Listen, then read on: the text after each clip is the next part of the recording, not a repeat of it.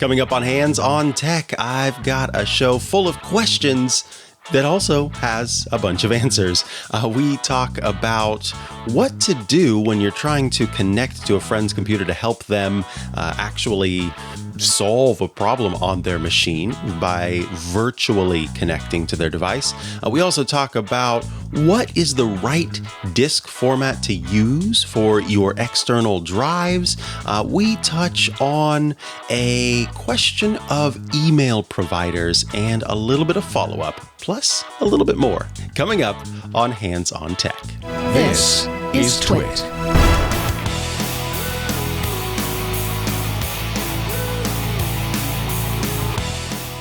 Welcome to Hands on Tech. This is the show where I, Mikah Sargent, take your tech questions and do my best to answer them, sometimes with the help of our wonderful chat room. I also do product reviews, and I've got one coming up I'm pretty excited about, so we'll be checking that out soon. But this is an episode where I do plan to answer some really great questions. I'm really happy with the questions that came in, either that I've just now been able to get around to or that came in this week. The first question, as we get rolling here, comes in from listener Judy. Writes in and says, I sent a related question a while back, and I tried everything you suggested, but still no luck. Here are some additional details. I have always used messages to connect remotely to friends' computers when they need troubleshooting help. I found it works with everyone except my best friend's computer, and she's the one who has the most problems. I'm using a MacBook Air M3 running Sonoma 14.6.1. I've updated my friend's iMac M1 to the same system. When I go under Conversation in the Messages app and pick Ask to Share Screen, my computer indicates it is trying to connect, but hers never shows the request for permission. Eventually, I get a notice that it is timed out. The same method has worked successfully with at least 4 other friends, so I don't think the problem is on my end. Yesterday, I went to her house and connected my laptop to my phone's hotspot and tried again, where I could see the computers side by side. Same result. Then I tried to reverse the situation. I used her computer to request to control mine, and it worked. The problem must be in some setting on her computer that inadvertently got changed, but I can't find any setting on hers that is different from mine. Is there some setting that would block the pop-up request? Do you have any other suggestions? This is a great question. And it is kind of one of these questions that can be a little bit perplexing because you're going, what exactly do I need to change? What exactly is going to work for this? And this is the thing. When it comes to the share functionality that's built into messages, it's a little bit different from the functionality that is elsewhere when you're doing kind of a standard connection over the network to a person's device. One thing that is involved in this is macOS has a built-in way to let you share your screen and share control between 2 devices that are within one house and thereby running on the same network. That is one system, but with the messages system, it's actually doing it over the internet. Now, I have taken a look at my settings to try to figure out if there was something in particular that could be kind of toggled. And there's one place that I want to have you consider taking a look. So we're going to do that. So here in macOS, I have the Settings app open. And within the General pane on your friend's computer, you should go down to the section that is marked Sharing. And within the sharing section, there is a place that says screen sharing under content and media. What I suggest you do is toggle off screen sharing if it is toggled on, and then toggle it back on. I know it is one of those turn it off and back on again things, but sometimes this is enough to do it. Now, if that alone does not work still, what I suggest is actually toggling this setting off, leaving it off on your friend's computer, restarting your friend's computer, and then going through the process again of you on your end asking for permission to view messages, view the screen through messages. With that screen sharing setting turned off, What that's going to do is force macOS to prompt you again to enable screen sharing, rather you being your friend to enable screen sharing, at which point I think that could kind of sort of jostle things loose and take care of what's going on here. Now, it is possible that there is something else at play. And so there are lots of different troubleshooting steps that you can take with this. Again, a restart of the computer is a great way to handle that. If that doesn't work, as Scooter X has pointed out in the chat, it could be something going on with the router. There could be a firmware update that took place that is now blocking whatever system is being used, or it could just be sort of a faulty thing, in which case restarting the router isn't a bad idea. Again, your friend's router. The other thing that I would suggest is having your friend double check to make sure, and I know this seems really silly, but have your friend double check to make sure that they haven't disabled notifications for messages on their Mac. Some people don't like to see those messages pop up. And so they will say, I don't want to see that on my Mac. I only want to see it on my iPhone whenever messages come through. It could be that message notifications are disabled on the Mac, and it's a chance that is blocking that prompt from popping up, because it does pop up as a notification. So that's something that you can consider as well. So just a little refresh. We'll go back to the start here. Going into general of your system settings on your Mac, on your friend's Mac, clicking sharing, toggling off screen sharing, and then toggling it back on. Give it a try right then. If that doesn't work, toggle it off, have your friend restart their computer, then try to initiate another messages connection for sharing screen. And then if that doesn't work, then you can go the way of rebooting the router and doing some of these other options like checking notifications to see if that helps.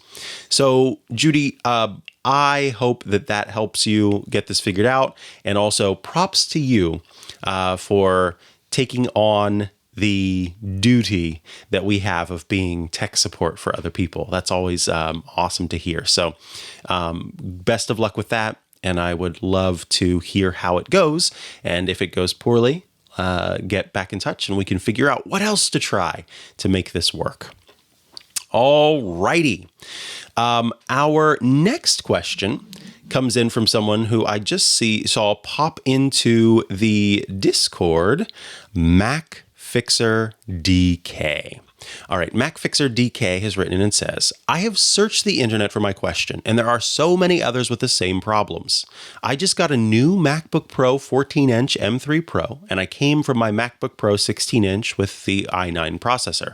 That one is working perfectly, but my new M3 has problems with different external drives. I have one USB-C drive, one G drive with an older Thunderbolt, but it has an Apple Thunderbolt to USB adapter, and it has always been rock solid on my Intel Mac, but on my new M3, it's slow. It's like I have disk sleep enabled, even though I disabled anything to sleep for the disk. Still, very often, I have spinning beach balls for 5 to 15 seconds before the drive shows its stuff. So weird. And other times, they are just normally fast. I can see on the internet that many other people have strange external drive problems with newer M1, M2, M3 Macs. Does anyone have more information about this issue? All my external drives are macOS Extended journaled and are running RAID 1, but someone told me that newer Macs are better off with external drives formatted with APFS. But then I read on a RAID forum that the APFS on external spinning drives would slowly get slower and slower over time, and I should use macOS Extended journaled for sure. I'm confused and I'm not sure what to do. The drives work and are mounted, but they just behave very slowly in a weird way sometimes. As I said, even opening a drive sometimes takes a long time, like if I had sleep mode enabled, but I don't. Also, I'm not running macOS Sequoia, but Sonoma 14.7 with the latest version of everything there. Please, if anyone has any information about this or have heard of others and know where to read more or even know what to do, let me know. Great question. I actually had an issue with a it was not a spinning hard drive. Instead, it was a little flash drive, and I plugged it into my Mac, and it took forever to actually show up. It took forever to get it to show up. And I tried it on two different Macs that, have different levels of specs, and I couldn't figure out what was going on there. Here is my recommendation to you. Regardless of whether it's a spinning disk drive or it is a solid state drive, I think that you should consider, if you are Mac exclusive, using APFS. It is Apple's Apple protected file system, the most recent file system that the company has released. And it does have some special features built in that are kind of handy.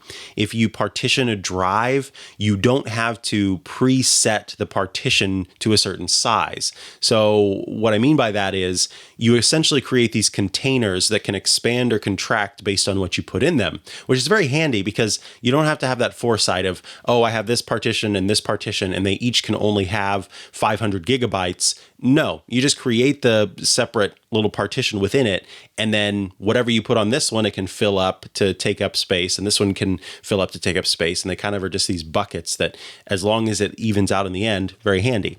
So that's one reason why it might be beneficial to use something like APFS, but also I have found that APFS does load very quickly on macOS devices. Now, that said, it is interesting what you mentioned about these devices slowing over time from what you read on a RAID forum.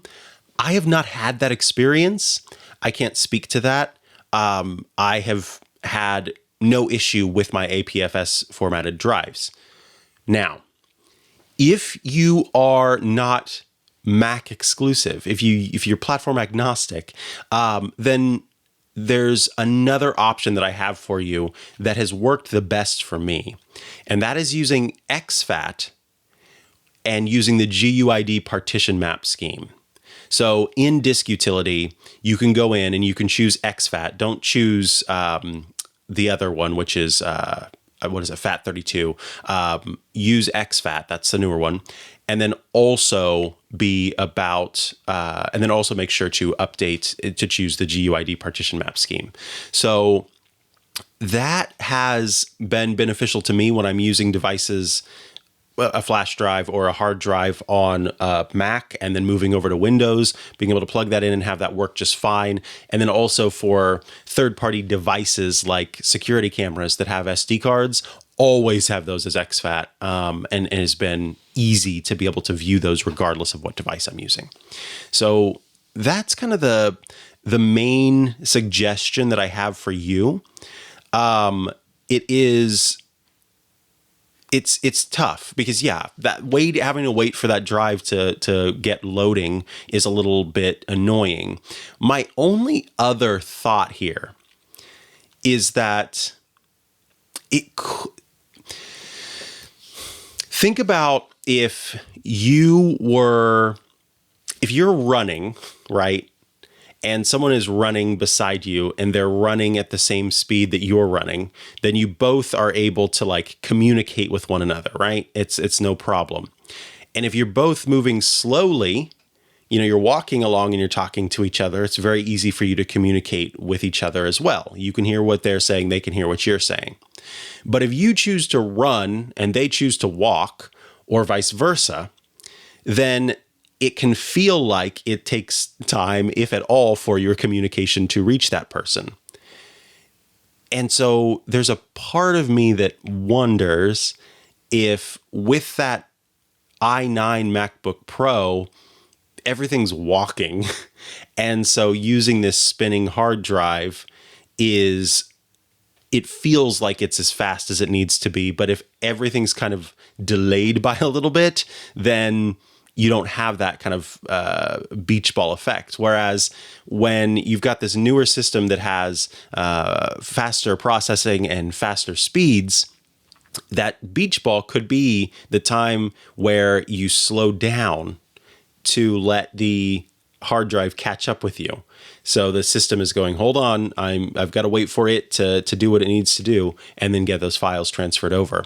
So I almost wonder if it wouldn't be beneficial, MacFixer, to do like an actual timing of from on a i9 MacBook Pro, from the moment that you click and drag and drop a file, or however you transfer your files, to the moment that the files show up. See how long that takes versus doing it on a newer machine.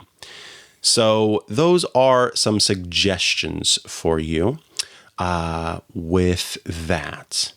All right, let us move to our next question, which comes from Nancy. And I want to briefly touch on something that I'm seeing in the chat, because I do think this is a good question. It seems like a lot of the questions that I have received have been focused on Apple or Apple devices. And that has been the case. A lot of people have written in with those questions. You are welcome to ask me any kind of questions. You'll see one that comes up soon that has nothing to do with Apple. It tends to be, it's not that I'm only picking out the Apple questions. It's just that those are the questions that folks are asking. And so those are the questions that I'm answering. But if you have questions that are, not related to Apple, if we're talking about Windows, if we're talking about standard things like what format of drive I should use, happy to answer those questions as well. So be sure to write in hot@twit.tv because I'm loving getting to do this research and figuring out the answers for you all.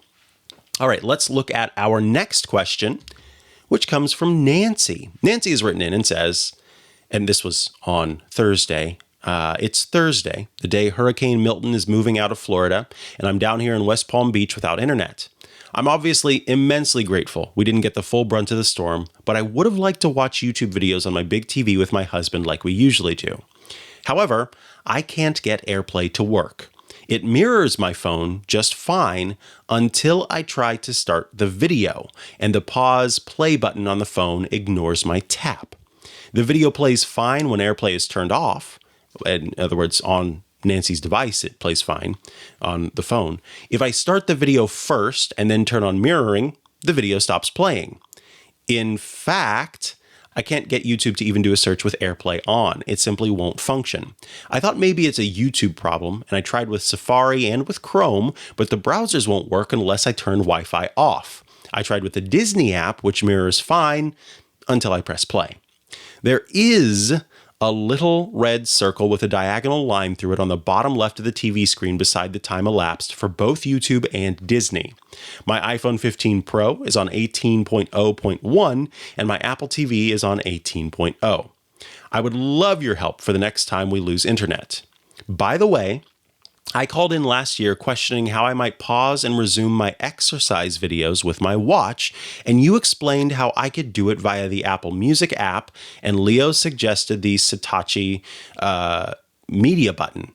Both work wonderfully, and I can't thank you enough. The Satachi even pauses YouTube videos. This has made my life so much better.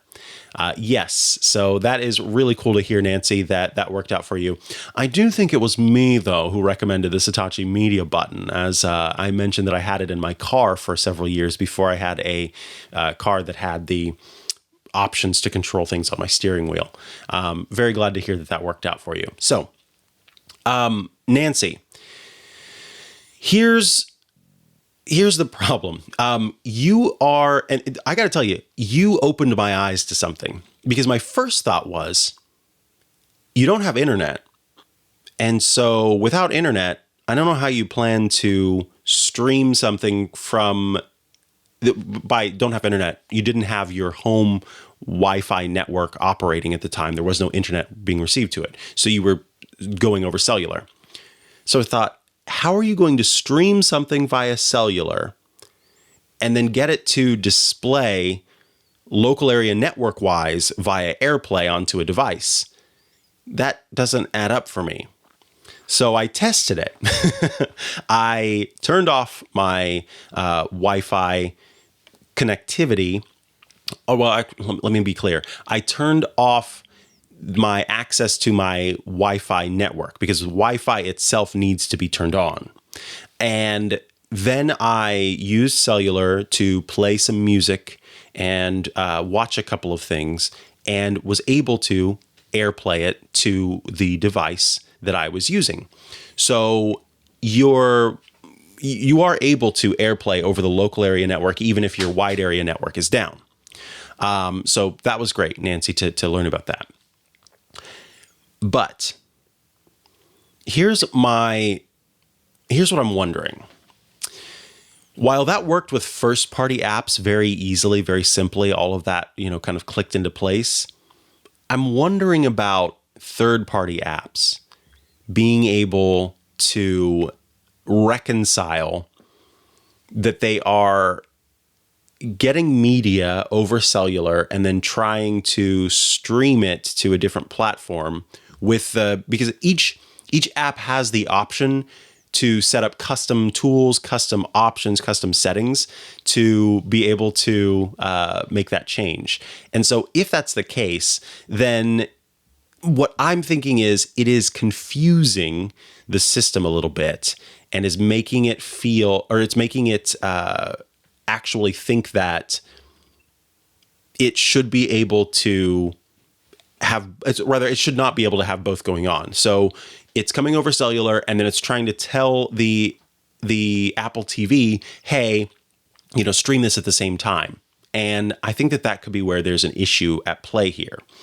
That said, I did look into what others had suggested to solve this issue, particularly with the part where you talked about that little circle with the slash through it.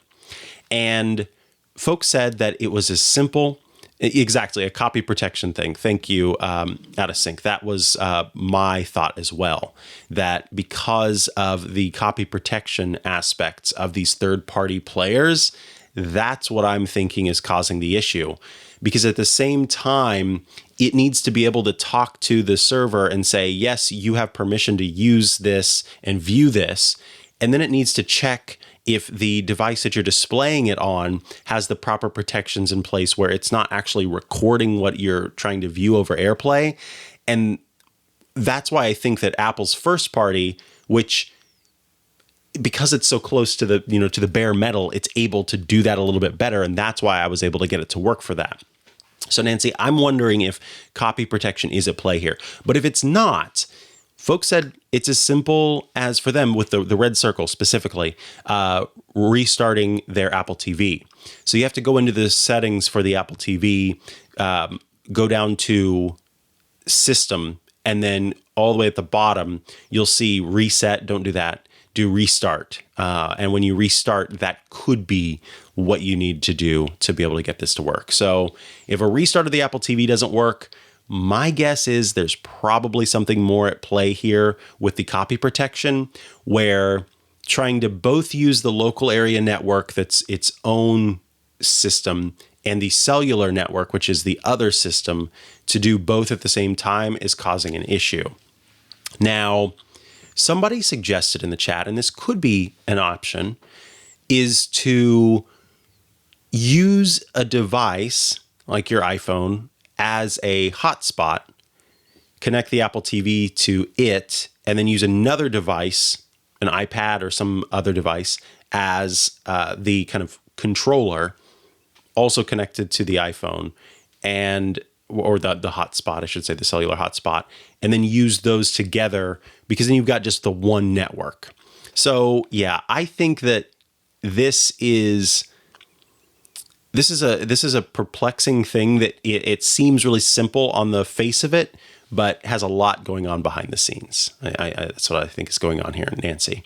So let us know. Would love to know if it was as simple as resetting the Apple TV, in which case we can celebrate and go, okay, it was a simple fix. But if it wasn't, that I'm wondering if there's some copy protection at play here. In fact, just the other day for me, I was using I have this little prompter display thing that I have here, and it shows what I have in a special kind of way that uses screen sharing instead of just being a display itself. And so because of that kind of weird workaround method of doing it, it doesn't have the same permissions and technology that makes it possible for you to watch content that is copy protected. And so when I try to go full screen watching it on my Mac, if the little prompter thing is plugged in, when I go full screen on any of my displays, not just on the prompter display, then it won't let me. It just goes black. And so you can only hear the audio. You can't see the video. And so I have to unplug the prompter display in order to get it to display on screen. So yeah, the copy protection stuff is so annoying. I absolutely despise it, but I suppose I understand why it exists. All right, before we move on to our next question and a little bit of follow-up, I want to take a quick little moment here to tell you about Club Twit at twit.tv/clubtwit. When you join the club for just $7 a month, you out there can become members of Club Twit. And when you join, you get access to some pretty awesome things. Every single Twit show ad-free, just the content. You also gain access to the Club Twit bonus feed that has extra stuff you won't find anywhere else, behind the scenes, before the show, after the show. Special Club Twit events get published there. And access to the members-only Discord server, a fun place to go to chat with your fellow Club Twit members and those of us here at Twit. It is regularly full of great conversation, lots of jokes, lots of fun, and we'd love to see you there as well. On top of all of that, you gain access to the video versions of our Club Twit shows, like my show, iOS Today, and Hands on Mac. You also gain access to Paul Thurrott's Hands on Windows, Home Theater Geeks from Scott Wilkinson, plus so much more. So be sure to join the club. We'd love to have you there and look forward to seeing you in the club. Again, twit.tv/clubtwit, just $7 a month. Okay, let us move on to our next question, which comes from Dan. And this is another question I thought was a great one. So Dan says, I was wondering if you had any recommendations about strengthening my email security posture. First of all, love the use there. I use Gmail for my personal email. I occasionally receive emails from Google telling me, quote, help strengthen the security of your Google account, unquote, by adding a recovery email for this email account. The problem is, I don't have another email account. I'm growing increasingly reliant on this email address as it's the registered email for all of my online accounts, including very important things like banking, medical, etc. Should I create another email account like a second Gmail or a Yahoo, etc., or something else as recovery? More broadly, and on a related note, is there an email service I should be using that is less risky for losing access to my account? I saw this, and I'll mention what this is in a moment, and would hate to lose my email access for something like this and be a bit digitally frozen. Dan linked to the New York Times piece about the individual who had in their own personal, I think it was their Google Photos. If it wasn't their Google Photos, it was elsewhere. But essentially, they had posted photos and that were not actually child sexual abuse material, but Google's automatic scans thought they were child sexual abuse material, and therefore resulted in that account being frozen. And it was almost impossible to get in touch with Google to say, no, you've got this wrong. We need to, address this. I need to gain access to these accounts because I use them for work. I use them for business, et cetera, et cetera, et cetera. So Dan, understandably, a little worried about being digitally frozen out. And I think that this is a great question. So here's the thing. I think that what Leo has said in the past is absolutely true. That if you care about email and if you are worried about your email and if you want email that is just there to serve you as email, then you should be paying for your email. I understand that some folks can't do that. It's not in the budget. But I want to give you the best suggestion that I have before I make another suggestion to you. And that would be getting a Fastmail account. Now, Fastmail has been a sponsor on the network in the past, so I just want to let you know that. But I was using Fastmail before they had become a sponsor on the network. They are a great email provider. And so having that as your backup, or you may find that after you get it, you decide to make it your primary with Gmail as your backup, is a really good idea. Yes, Dan, I think regardless of what choice you make, you should have a backup recovery email, 100%.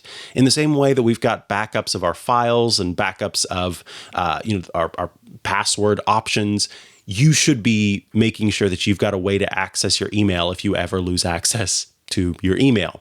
So regardless of what you choose, get something else. Now, with Fastmail, you are going to have access to a whole lot of different features and functionality that I won't go into. But there's another suggestion that I would make to you. Well, actually, two more suggestions. The first suggestion is no, do not use Yahoo. Under no circumstances do I think it is a good idea for you to use Yahoo. Don't do it.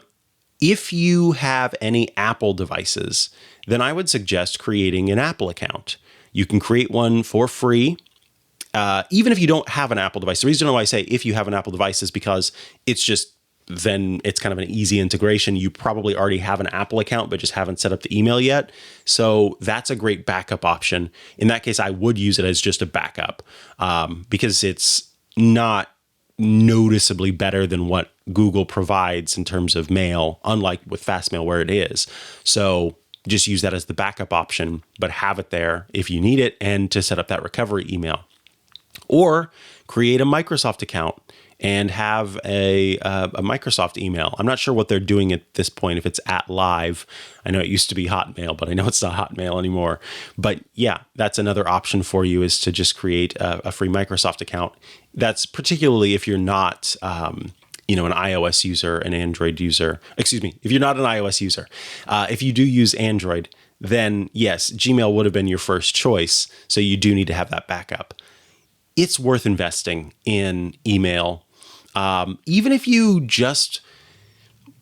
it's not as great an option, but even if you just want to have webmail as part of your domain, that's where I would recommend Hover, who has also been a sponsor on the network. But Hover has good webmail as an option for you. And this would be a great backup. So you could get, Dan, whatever your last name, .com or dan.email might be available. Probably not, but maybe. And then just use that as your backup email address for recovery. I'm not going to shame you for using Gmail or make you feel like it's not a great idea to have it as your primary. Lots of people do that, and lots of people do just fine with that. We only hear about the nightmare situations where things like that happen. But you're taking the right choice. You're taking the right steps. You're making the right choice, Dan, by deciding to figure out what you need to do in terms of recovery. So yeah, set up a recovery email wherever you choose. Fastmail is great. You may find that you end up replacing it.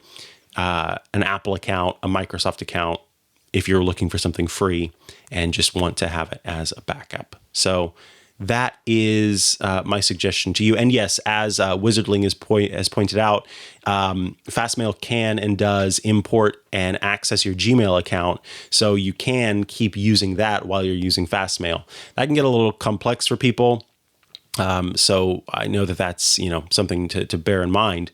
However, it is one option for you. Yeah, they do. I will say they have very good import tools for sure. All righty, let us move on to our last write-in, I guess I'll call it, because it's not a question, but instead is some follow-up, which is really interesting follow-up. I was surprised when Ross wrote in with his response. So Ross has said, I meant to send you follow-up. I had a look at my HDMI cables I bought from Costco Canada, and there are directional arrows on them.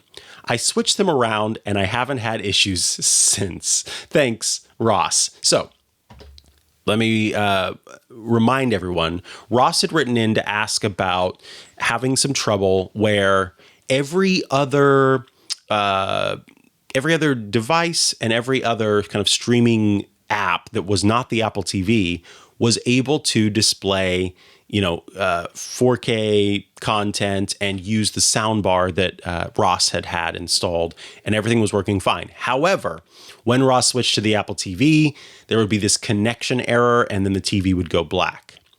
So, with that in mind, I recommended quite a few things, one of which was actually getting a different cable.